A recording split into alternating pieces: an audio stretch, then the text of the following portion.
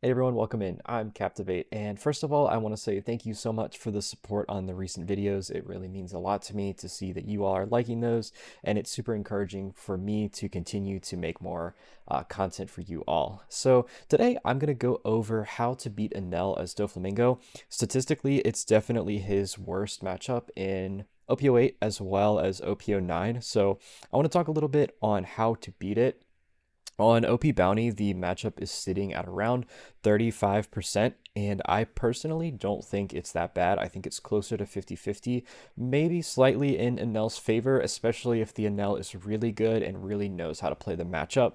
But hopefully with this guide, that's going to give you all the advantage that you all will know how to play the matchup. So first and foremost, I'm going to jump over to an Enel deck list and we can see what makes the matchup so bad. All right, so this is my Enel deck list here, and you can see that there are a lot of KO cards in Enel. I think most of us at this point know what Enel does, so I'm going to talk about just some of the cards that give Dofi issues, and that's going to be the Nami, the Luffy, the Onami, as well as the Gadatsu. And I mean, you can throw the Yamato in there as well. So all of these cards are really easy for them to KO your 4-cost characters. So if you don't know how to play this matchup, it turns into you playing a 4-cost body, and then Enel answering the 4-cost body, and then while doing that, they build a board, similarly to what happens when you play against black. They answer your bodies, they build a board at the same time. You're not having fun because you are just losing all of your bodies. While doing that, they also play a lot of big characters that heal them. I think we all know Enel's tricks at this point. They have the Ace, the Yamato, as well as the Katakuri, which is able to heal them and sustain them through your aggression. Stereotypically, Enel has not been able to be a deck that you can rush down because of his leader ability, letting him heal every time he hits 0 life once per turn.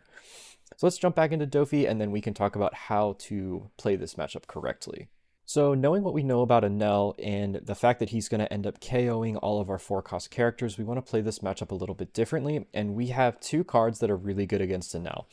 Specifically, the Draw Kaido almost in a sense feels like it was made for the Enel matchup because they want to starve you, and as soon as you play the Draw Kaido, it's going to give you a really big body on the board, as well as refill your hand so that you can be sustained to continue to close out the game. The second card that's really good against Enel is going to be the Charlotte Pudding, because generally they're going to want to keep a lot of hand cards, and then this way, if they get up to that 8 or 9 card threshold, you're able to just play the pudding and then reset them down to 5 cards. How you want to play the matchup is for the first couple turns, you're going to want to just swing big into the Enel while using your leader effect. So ideally you want to go second in this matchup, and on your forward on turn, you could play like a Perona and then swing 7 with leader and get your leader effect off and play a body out for free. And because you're Doflamingo, you get to play 1 character off the top of your deck for free. So if you do that and they KO it, you're not actually losing a card from your hand. And that's really important in this matchup, because the way that we want to play the matchup is a really long, grindy game, because you're going to outvalue Enel in the long run as long as you play it correctly. So for the first couple turns, we're going to want to swing big while establishing a body, and they're going to answer that body with their 5 cost. So on 4, if we swing 7 into them, they take that first life. We play out a Weevil, for instance, off our leader effect. They'll either swing big into it, they could swing like 9 or 10 into it, or they could just play a Gadatsu and KO it. That's the more likely case. So if they do that, we just continue with our plan of swinging big, and we'll do that for the first couple life and get them down to 1 or 2 life left. And then once we get to our 6, 7, 8 dawn turns, somewhere around there, then they'll have, more than likely, will have taken the first couple swings we did and have a lot of cards in hand, so they could have like 7, 8, 9 cards in hand. And if that's the case, go ahead and just putting them, because they'll be at 1 or 2 life. They're not going to be able to get those cards back. It helps you out a lot to just play a nice pudding there and reset them down to 5. And then the way that we want to play the rest of the matchup is whenever we can play a Draw Kaido, if you're running more than 1, play the Draw Kaido and then refill our hand. And then we want to just go really wide. So do like a really big Teach combo, or go like Jinbei, Boa, and then Boa can do leader effect to play another character, and you get 3 characters on that turn. You want to go really wide so that you threaten them with a bunch of attacks. That's really what kills Enel, is a lot of attacks where we can go like 777 or 666 or 55555, you know, with all of our characters at once. That's how you kill Enel. And if you're not able to get super wide, what we want to do is whenever the leader swings into one of our characters, we want to counter out of it and make their big body swing into us. And as soon as they turn their big body, we want to just jam it with our leader while doing leader effect. So if they swing into one of our characters with like a Yamato, for instance, that's a 9k body, and what we're going to want to do is just put all of our Dawn on our leader and swing like 14 into the Yamato, use leader effect, kill the Yamato while getting a body out, and just repeat that cycle until we slowly dwindle down their hand. If they turn one of their Gadatsus or their Namis and you have a lot of smaller attacks, you want to just go like 555 or 666 into the Nami or the Gadatsu to just pressure cards out of their hand. Ultimately, what we want to do is just drain their hand size until we can finally go for game later in the game. But yeah, so that's generally how you play the matchup. You want to outgrind them, play a lot of cards off of your deck, use your leader effect. Anytime they play a big body, you really need to bait them into swinging with it. So anytime they swing 5 into your character, you need to counter out of it so that the bigger body will swing into your character, or if you get to keep it on the board. And if they end up not swinging with the big character, then you want to go really wide, and then in one turn you want to swing all 5 of them and try to get as many cards out of their hand, and then at that point they'll swing their board into yours and then just rebuild and do it again. So yep, I hope that that is able to give you all some insight into how to play the matchup, and then we can jump into a game and I'll talk you through my thought process on how to beat Enel. All right, so we are playing Enel here, and what we're looking for in the opening hand is a pudding, a Jozu, and a draw Kaido if you're playing that in the deck. This doesn't have a way to search. A way to search is another thing that we're looking for, like a Perona. Okay, so we have the draw Kaido. The draw Kaido helps a lot in this matchup, and because of that, I think it's pretty important to play in this deck. On my first turn, I'm going to play the Sengoku, and from the Sengoku, I'm going to grab the Bounce Law, so we can bounce the Sengoku back to our hand. I could have played the Buggy there, but instead I think I'm just going to blind leader effect here. Alright, we'll play a Buggy. On my next turn, I'll draw a 2k and then play the Law off leader effect. I would really like to find a Pudding, obviously. And the way that I usually play this matchup is for the first like couple turns, like my 3 or 4 Dawn turn, and then my 5 or 6 Dawn turn. Essentially what I'll do, all right, give me 1 second. So I usually counter out of the earlier swings because they're never going to put you below Gadatsu, and later in the game, they're going to have a lot of big swings, like 10 or 9,000 power swings. Because this is the first attack, I think I'm going to go ahead and just take that. But they did have the Bonnie there, so probably smarter to counter out of it. I didn't realize they had played that. So they'll probably just give the 1 or 2k to get out of it. So here I'm going to play the Perona, looking for a Pudding. Yeah, so there's the Pudding. And I'll play a Weevil just because it's a bigger body. We'll draw into the Pudding. On our next turn, I'll get the Perona and then Law and then more. Yeah, we'll do it that way. So now I'll just swing 8 and leader effect. Yeah, so usually in the first couple turns, all I'm doing is I'm just going to jam Enel's face while playing leader effect. And pretty much every time they're going to play like their 5 or 6 cost bodies, KO the 5 costs I played, and then be on their way. So this is a spot where Jozu would be really good if I had a Jozu. Yeah, so now he's going to go 5-5. We'll give 1k here, 2k I guess. Then he's going to go 5 again, I would assume. And then I'll give another 2k just so he doesn't get the additional draw. If we were planning on playing Pudding, I probably could have just given it to him, but I want to stay healthy, like I said, because later in the game, I'm going to have a lot of big swings, so I like to have a pretty good cushion of life. Another one, our 7 Dawn turn, I can play a Boa. So we want to get rid of their hand and then start to build board. That's kind of the idea in this matchup, is you want to wipe out any advantage that they've gained with their hand. So I think I can go ahead and go 7 leader effect, play out the Law. So here, I think I want to bounce the Bonnie. Yeah, I definitely want to bounce the Bonnie because we're planning on playing Pudding, and I already have a Perona, so I'm going to grab the Sengoku. They will... I don't know if they'll counter out of this or not. Most Enels will take this, but because I'm blue, yeah, they might want to just drop cards. Just so I lose a little bit of value. Yeah, so because they've done that, I'm going to put in them for 1 card, so I can pretty much just play another 4-cost body here. And it's probably going to get KO'd either way, but what I can do is I'll just play a Law to bounce the Law and the Perona. So I'll draw a card essentially by doing that, because he's gonna KO this Law either way, I would assume. Get rid of it. Yep. So heals me. Cool. I'll take it. I'm going to drop the 1k. And then if he swings with the Gadatsu, I'll go ahead and take it because I'm at 5 life. And the way that you want to play this matchup is just drain him of resources. So I have a Boa in hand I can play. So I can play the Boa and then I can leader effect and swing big into the Gadatsu. You never want the Enel player to build a board of characters. And that's really how you lose to Enel, is they just build this big board of bodies that you're not able to do anything to. So ideally I would have a couple 4k or 4th cost characters out that can just go 6, 6, 6, and then, you know, we get 2 or 3 cards out of his hand, or he lets the Gadatsu go. But yeah, you just want to go wide, and then anytime something gets turned sideways, you want to KO it, because obviously if they only have their leader, they can't really do anything to you. So here, I think we want to just play the Boa. The Boa is going to play a Law off of our leader effect. I don't really see a reason to play another Pudding. We already have one. I'm fine to draw into the Gravity Blade next turn. That's fine. So we are going to have 7, and we're in a really awkward spot where I want to Sengoku, but if I Sengoku, I'm going to get rid of the Law. So I think I'm going to play a Perona just so I can see a couple cards deeper. Yep, exactly. So now I can pull a Jinbei to the top instead. We can draw into the Jozu in case he wants to play another 5-cost. And then I'm cool to draw into the Law. Actually, yeah, so Jinbei is going to play...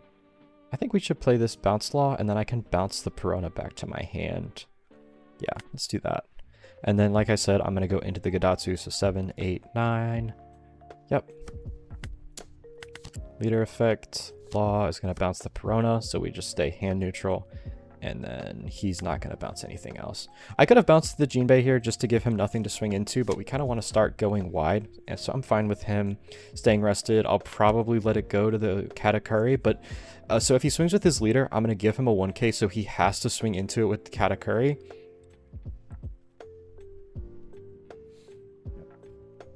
Or he can play an ace and not heal and give it rush, because I'm sure he's going to want to play like a Yamato, but because he has 2 life, he's not going to get the heal off the Yamato. So everything about playing into Enel is playing around what gives him value, and if you don't know how to play around it, then that's how Enel wins, is he just gets a lot of value off of players that don't know how to play around it. Yeah, I mean, this is a good turn from him. Double Nami is very strong, builds his board up wide, and like I said, so if he swings Enel, I'm going to counter out. Yep. And I'm going to give him a 1k because I don't think I'm ever going to need to play Pudding, which is going to make him swing the Katakuri. And then once he does that, I'm cool to let it go. And then now we can just start to build our board back while swinging big into the Katakuri. So we can go 1 down for Perona. So let's go 6, 7, 8, 9, 10, 11, 12 into Katakuri. 1 down for Perona. So we can go ahead and play... Let's play the Law here, and then we can bounce the Perona back. And then I'll leave 1 Don up for Sengoku. And then on our next turn, we'll draw... Actually, we'll play Sengoku, so that's fine. Yep, 6, 7, 8, 9, 10, 11, 12. Leader effect, and then Sengoku. And then bounce the Perona. We're just staying hand neutral. We'll bounce nothing else. And because all of Dofi's characters essentially draw him cards, we're never really losing cards until we defend something. I'm going to grab the Boa there. And then pass it over. Same thing, so he's probably going to play big body. So here he's going to go 1, 2, 3 swings. I always want to defend the leader swing as whenever you're playing against Enel, and that's because you want him to swing with his board. So I might let it go once 1 Nami swings, He probably has an ace here. So I think I can go ahead and just defend this.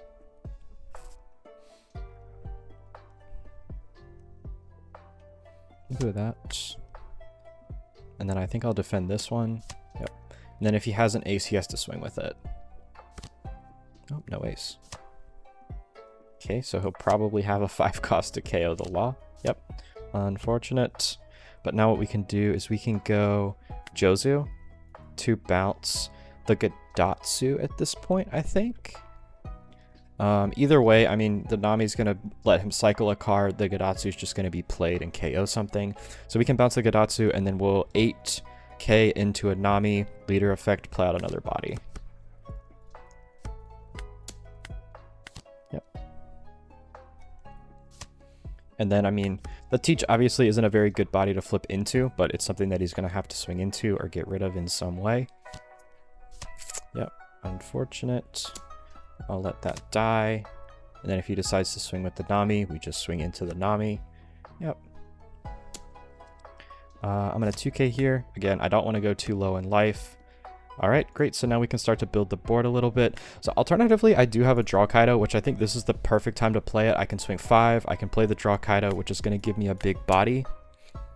And he's at 2 life. So if he wants to play Kingdom Come, he's going to have to trash a life for it. And then this essentially just refills my hand, gives me a lot of stuff to play with. So on my next turn, I can go like Jinbei, Boa, swing into whatever he has. And now as soon as his board goes sideways, it's going to have a 12,000 power character swinging into it. I only have 1 2k left, which is a little bit dicey. So we're going to have to drop a couple cards this turn, which definitely is not ideal.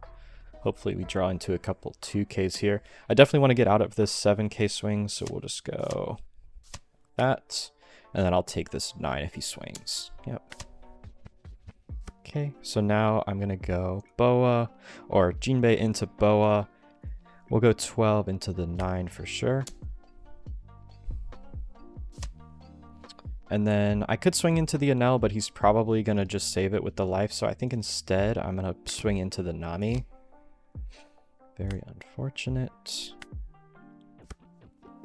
I could play another Boa here. Yeah, I think I'm good to play another Boa.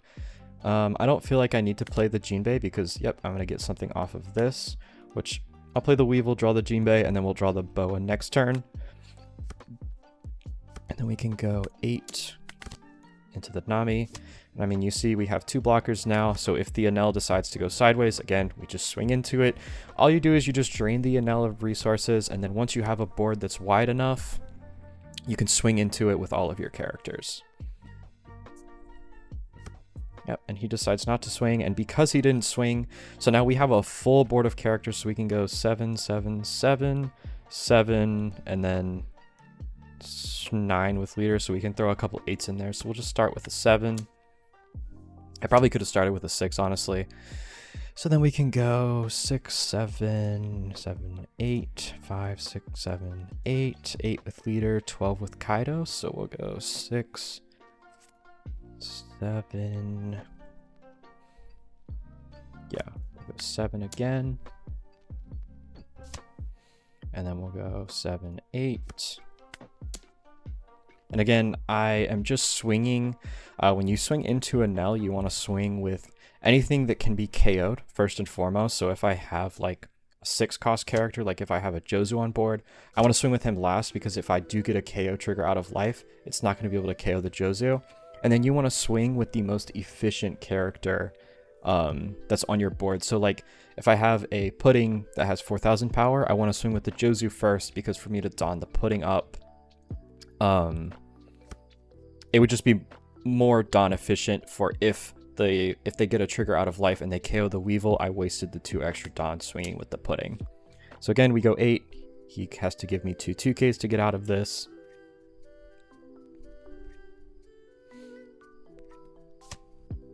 All right, and then we'll go 8 again with leader. And I think, okay, so actually there was no trigger, so it's more efficient for me to just go 1, 15, so I can just go 5. Then I'll put these 3 don on Kaido, and I think we win here. Yep. So that's really all it is to playing Enel, you just want to play the long game. You're going to outvalue him in the long run as long as you don't give him value out of his life. So just play the long game. Whenever something gets rested, make sure it dies whenever you can. Go wide. I really like the draw Kaido. I think it helps this matchup a lot. I'm running 1 in my deck. I'm playing around with running 2. I just think it's really good. If you're able to see this in Enel, it makes it really good. And I mean, even if I hadn't seen it and I had 4 less cards, you know, we still were doing all right. It's important to get out of the early like 5k swings that I know a lot of people want to take. And I think when I started playing this matchup, I thought it was better to take to get out of Gadatsu range, but I've come to find that it's a lot more important to be able to eat like 1 or 2 of these big hits later in the game than it is to not lose like 1 4-cost character just because you can play so many out of life. But yeah, so that's how you approach the Enel matchup. Thank you for watching, and I hope you all enjoyed. Thanks.